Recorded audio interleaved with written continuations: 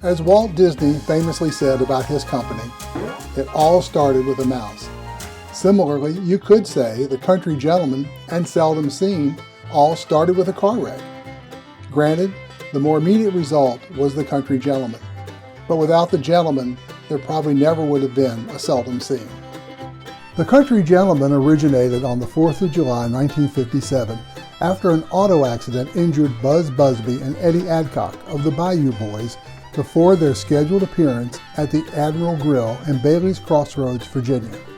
According to Bill Emerson, after the band's performance on July 3rd, Buzz, Eddie, and a couple of other guys decided to drive up to North Beach, Maryland for, as Emerson put it, to drink and have some revelry.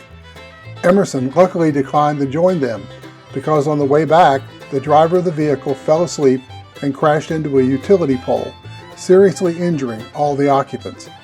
This forced uninjured banjo player Bill Emerson to assemble a last-minute replacement band. He invited Charlie Waller, John Duffey, and Larry Leahy to fill in. Though Waller and Duffey had both been performing in the D.C. area, this was the first time they met. The ad hoc group was so pleased with the sound, they formed a new band, the Country Gentlemen, and the rest is history. The classic 1960 to 64 lineup of the group was anchored by Waller on guitar and Duffy on mandolin, with Eddie Adcock on banjo and Tom Gray on bass. They had an almost 15-year run of a twice-weekly gig at the Shamrock Club in Georgetown. The Shamrock appearances served as an opportunity to try out new songs and sounds before recording them or playing them on tour. Their music had a fast and exciting tempo and was filled with the off-the-wall humor of Duffy. They drew an eclectic crowd of Southern country music fans, college students, and government employees. They differed from other bluegrass bands of the era in that they grew their fan base from the North and East and expanded into the South and Midwest. Some of their most popular songs during this period were Two Little Boys, Matterhorn, and Copper Kettle. Each of the members of the classic Country Gentlemen have interesting backstories, and each followed a slightly different path to joining the band. Charlie Waller was born during the Depression in Joyner, Texas, a tough, small oil boom town that had seen its better days before Charlie was born. When he was still a toddler, his family moved to Louisiana. He purchased his first guitar when he was only 10 and decided to make a career in the music business. His mom, Bessie Mae, moved to Washington, D.C., where she had a job at the electric company and ran a rooming house. She sent for Charlie, and he moved to Washington to live with her. High school was not in the cards for Charlie, and like many youngsters of the time, he dropped out of school at age 13. He got his first professional music job with Richard Decker and Jack Jackson. He also worked at a gas station during the day to supplement his income. He played in the bars in Baltimore with Earl Taylor and the Stony Mountain Boys in the early 50s before joining Buzz Busby and the Bayou Boys. Buzz and Charlie had something in common. They had both migrated to D.C. from Louisiana. So when the opportunity arose, they decided to audition for the Louisiana Hayride radio show in Shreveport. There they played alongside Elvis Presley, Johnny Cash, George Jones, and other classic country and future rockabilly stars. When the Bayou Boys returned to Washington, Eddie Adcock replaced Charlie. But then the car wreck happened, and Charlie was back, but this time with the Country Gentlemen. John Duffey was raised in Bethesda, Maryland. His father was a professional musician, a tenor who performed with the Metropolitan Opera Chorus. His dad was not a fan of the hillbilly music that John was taking an interest in. Even so, he did help John learn how to control his breathing and to reach deep to hold notes with clarity and power. His first instrument was the guitar, but he later added mandolin and dobro to his repertoire. After graduating from high school, John made his living mainly working as a printer, instrument repairman, and truck driver, but also performed and recorded with several amateur and semi-professional bands. A younger neighbor from Bethesda was Bill Emerson, who also had developed a love for bluegrass music. Emerson had a job playing banjo with the Bayou Boys. His awareness of John prompted him to reach out to him after the Independence Day auto accident, which sidelined several of his bandmates. Tom Gray, the bass man, was born in Chicago, but moved to Washington, D.C. when he was 7. He was the more collegiate of the group, as he was attending George Washington University studying cartography. He modeled his bass playing from the Shuffler Brothers, who performed with the Stanley Brothers.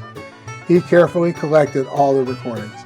He was an early fan of the Country Gentlemen and became a member of the classic group in 1960 when the bass chair opened up. He was an ardent fan of Bluegrass and was quite strict about adhering to the Bluegrass form. His college background helped expand the group's fan base to include more college students. Eddie Adcock, the banjo picker, was born in Scottsville, Virginia, just south of Charlottesville. His first musical experience occurred when his brother Bill brought home musical instruments, including a tenor banjo. But his first love was playing the guitar and mandolin. He loved playing music professionally, and it gave him a reason to get away from the back-breaking work on the farm. Eddie left home at 14 and boxed semi-pro for 7 years. At the same time, he played with Smokey Graves and the Blue Star Boys, a quasi-bluegrass performer who played on the eastern seaboard and appeared on several radio stations. He later played with Mac Wiseman, Bill Harrell and the Rocky Mountain Boys, and the Stonemans. His next big job was with Busby and the Bayou Boys, where he was injured in the infamous 4th of July car wreck in 1957. He was hospitalized for weeks, but then took jobs with several different groups, including Bill Monroe and the Bluegrass Boys. But in 1959, he was lured back to Virginia and became a member of the classic Country Gentlemen. During those classic years between 1960 and 1964, the band toured extensively on the bluegrass and folk music circuits. They built a loyal following of mainly northeastern, urban, and college audiences. Some of their more popular tunes included their only Billboard charting song, Bringing Mary Home, Little Bessie, The Long Black Veil, The Legend of the Rebel Soldier, and Fox on the Run. To maintain their appeal to Southern audiences, the band had a dual musical persona. In the South, they were a hard-driving, solid bluegrass band. But outside of the South, they were a more hip, progressive folk comedy act, performing songs from Bob Dylan and Tom Paxton. In 1964, Tom Gray, who had graduated from college, left the band to take a job as a cartographer for the National Geographic Society. Others started leaving the classic group, including John Duffey, who exited just before their trip to Japan, claiming he was afraid of flying. But the real reason he left was he had grown weary of fighting with the bluegrass establishment about the tight reins other musicians and producers held on the bluegrass genre. He stated publicly that there are risks to recycling even the best music without innovation, entertainment, and expanding audience. Jimmy Gaudreau was added as mandolin player, but Doyle Lawson made the Asian trip and played the mandolin on the live album from Japan. Another founding member, Eddie Adcock, also left in 1970. He started a new band, Clinton Special, in California. This left Charlie Waller as the sole remaining member of the classic Country Gentlemen. He reconstituted the band with a second classic lineup, with Bill Emerson returning to the group on banjo, Doyle Lawson staying on playing mandolin, Bill Yates on bass, and Ricky Skaggs on fiddle. Over the years, the Country Gentlemen was a revolving door of musical talent, as other artists left and new artists joined, or in some cases rejoined the band. Over the years, more than 100 performers played in the group. Bill Emerson left the band again for a stint in the Navy. He was replaced by James Bailey. Later, Jerry Douglas joined the band on Dobro while he was still in high school. He was an on and off member of the group until December 1978. Doyle Lawson left to form his own band in 1979. Through all these changes, the one constant was Charlie Waller, who continued to be the focal point of the band until his death in August of 2004. Charlie passed away in the same garden at his home in Gordonsville, where his mother had died. Charlie's son Randy, whose voice is very similar to his dad's, for many years maintained the tradition, performing as Randy Waller and the Country Gentlemen. For several years after leaving the Country Gentlemen, John Duffy spent time working as a musical instrument repairman and playing in pickup bands part-time. In 1972, he joined a group of friends and performed at the Red Fox Inn in Bethesda. All the guys had full-time jobs and intended their performances to be on an occasional basis. Therefore, they named the band the Seldom Scene.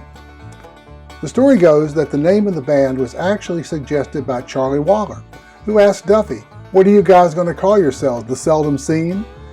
The band continued to perform weekly at the Red Fox Inn before moving to the Birchmere Music Hall in Alexandria. The original lineup was John Starling on guitar, Mike Aldridge on dobro, Ben Eldridge on banjo, Tom Gray on bass, and John Duffy on mandolin. In late 1974, the Seldom Scene released a double live album that was a daring move for bluegrass music at the time. However, it went on to become a classic and has since been reissued twice on CD. The album features Tom Gray's impressive bass solo in Grandfather's Clock. Tom continued to perform with the band on their 15th anniversary live albums and even returned as an alumnus for the 20th anniversary album after leaving the group 4 years prior. The appeal of bluegrass cooled a bit in the 80s, so the band broadened its repertoire to include more modern sounds. As always the traditionalist, Tom Gray left the band in 1987. He said he had left to avoid becoming an obstacle in progress. He was replaced by T. Michael Coleman, playing an electric bass. Up to the time of John Duffy's passing in 1996, the Seldom Scene remained a dominant force in the world of bluegrass. They earned many group, individual artist, song, and album awards. Like the Country Gentlemen before them, the Seldom Scene energized bluegrass with a unique blend of country, folk, and rock influences that came to life on stage in their spontaneous and engaging performances. The formation of the Country Gentlemen, and later the Seldom Scene, marked a fortuitous and magical coincidence that has had a lasting impact on the evolution of bluegrass music.